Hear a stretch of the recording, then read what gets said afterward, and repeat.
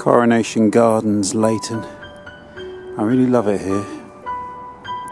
It's a great place to come for a wander or just to sit near the bandstand. They do a lovely food market here, a food and craft market on a Saturday. Well worth a visit. I shot some footage down here in the summer when it started.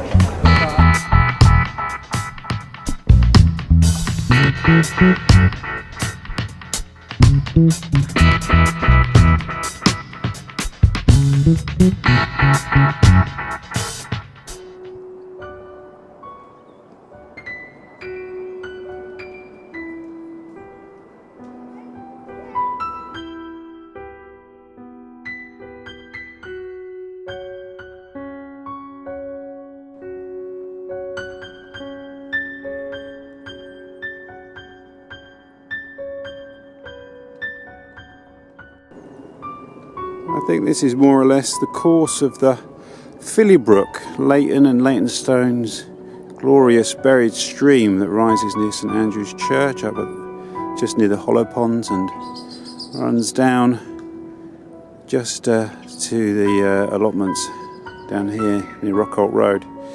And I think it used to run down the side of Coronation Gardens, I think here where I'm stood.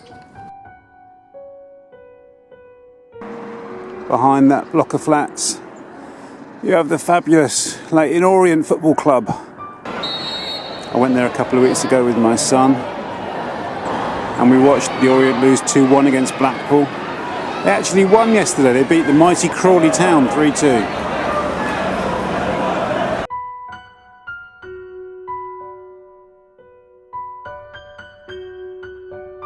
And just up along this road here,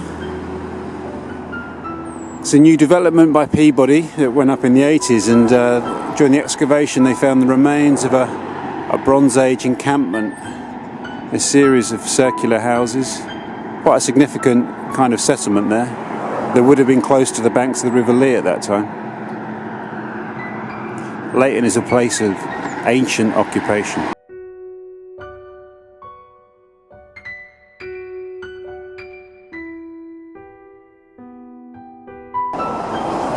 How many areas of London have their own beach, eh?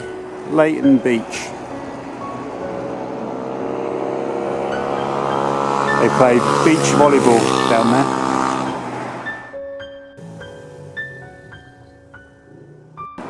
This is a new development of flats on Dunedin Road, Oliver Road and Ruckholt Road. It's quite a big development. It's built on the site of, there was a car showroom on one side, and I can't remember what was on this side. It might have been actually part of the car showroom, and before that it was a school, I think, originally, and now it's a big block of flats, or a series of flats, or are they terraced houses? Who knows what they are.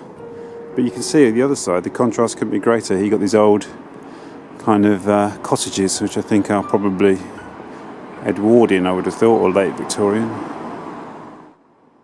Waltham Forest Council have just unveiled a proposal to develop all the way along the Leyton side of the Lee Valley here, and there's some concern that it might involve encroachment onto the marshes, onto Leyton Marshes, which are a real precious open space. I'll put a link to those plans below, and they're seeking comments on it.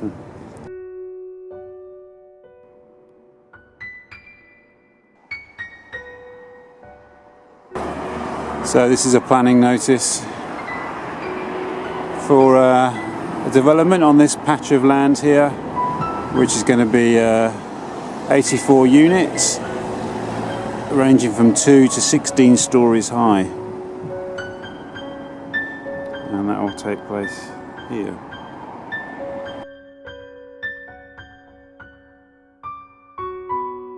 This is one of the new Mini Holland cycle lanes. It runs east-west, crossing over into Hackney. It's great to see this. Still far too many cars on the road though for my liking, to be honest, but it's a start.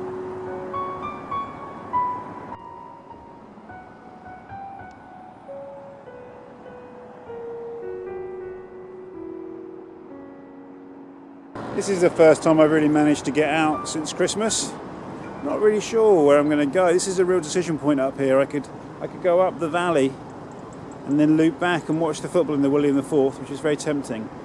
But it's also, when I get to this point, I kind of feel the urge to keep pushing west.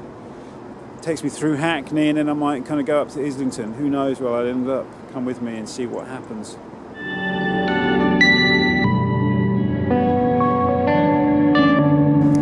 I wonder if I can get any advice from this guy.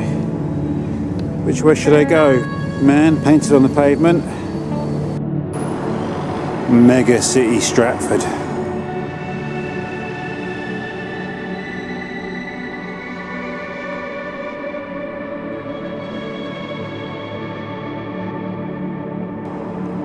One of the ancient east-west crossings of the River Lea.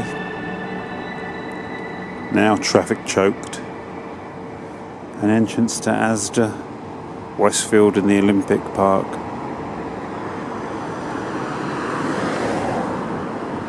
An outpost of the Corporation of London in Leyton. Spitalfields Market.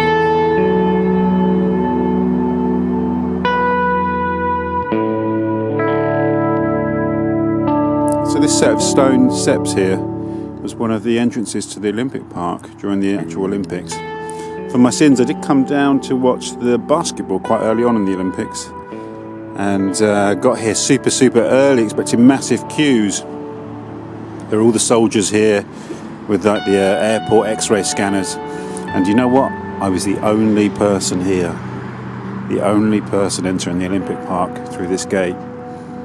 So yeah, now it's a set of steps. It's part of our Olympic legacy. There you go.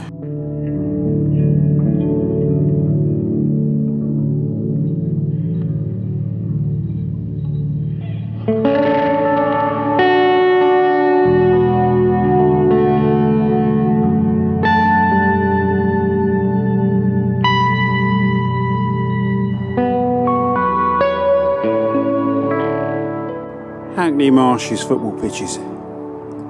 The famous Hackney Marshes football pitches. How many legends have been created out here on a Saturday and a Sunday morning?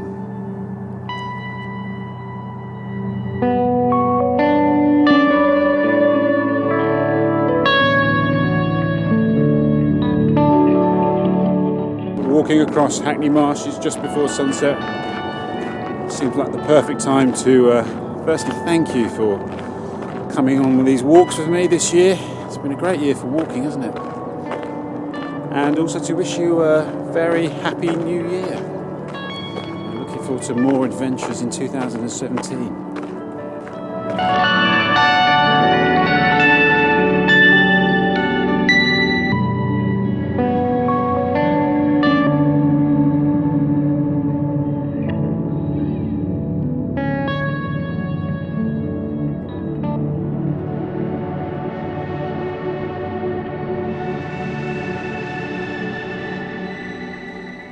So a couple of years ago, came down here just after Christmas to join the Hackney Tree Muskateers to wassail these fruit trees here.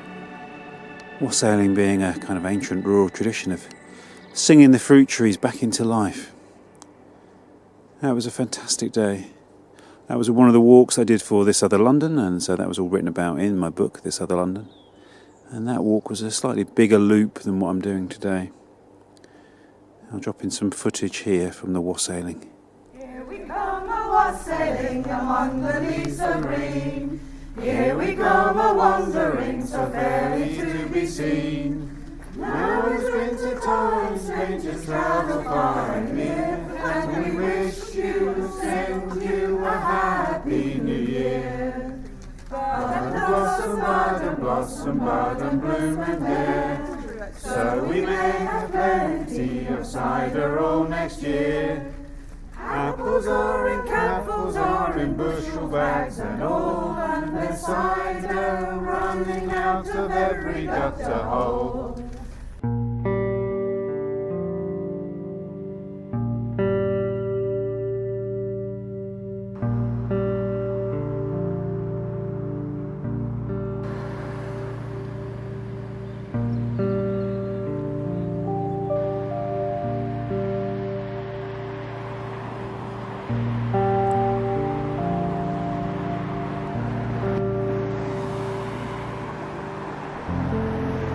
So I ended up walking all the way the length of Lea Bridge Road up to Whipps Cross roundabout, and now I'm walking along Whipps Cross Road towards the Green Man and back down through Leytonstone.